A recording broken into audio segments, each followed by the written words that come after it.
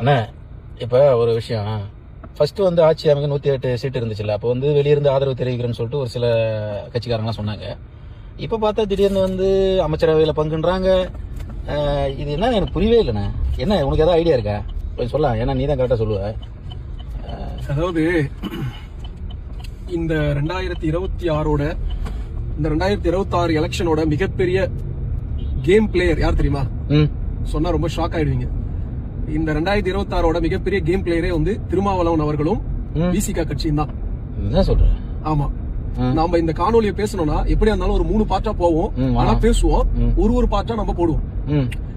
முதல் விஷயம் என்னன்னா வந்து ஆதவர்ஜனா அவரோட கட்சியில சேரும் பொழுதே அவரோட அஜெண்டா வந்து கிளியரா கொடுத்துட்டாரு. ஆனா இருந்தாலும் அதுக்கு முன்னாடி ஒரு விஷயம் சொல்லிடுறேன். திராவிட முன்னேற்ற கழகத்தோட தலைவர் வந்து மிக நாகரிகம் கருதி நம்மளுடைய தோழமை கட்சிகளா இருந்தவங்க அமைச்சரவையில ஷானவாஸ்க்கு வந்து சீட்டே கொடுக்கல. ஏன் சீட்டு கொடுக்கலன்னு பார்த்தாக்கா அதுக்கு வேற ஒரு கதையை சொன்னாங்க.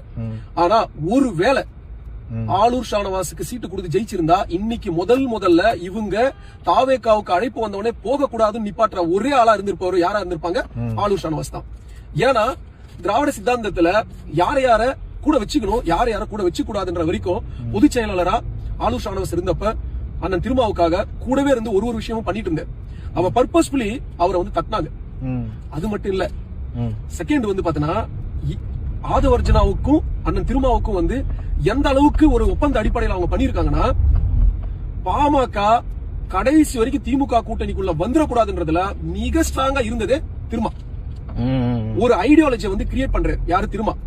பாஜக கூட கூட்டணியில இருக்கிற எந்த கட்சி வந்தாலும் நாங்க திமுக இருந்து வெளியில போவோம். அப்போ ஒரு மிகப்பெரிய நம்பகத்தன்மைய திராவிட முன்னேற்ற கழக தொண்டர்கள் இடத்துலயும் விசிக தொண்டர்கள் இடத்துலயும் மற்ற சாமானிய மக்கள்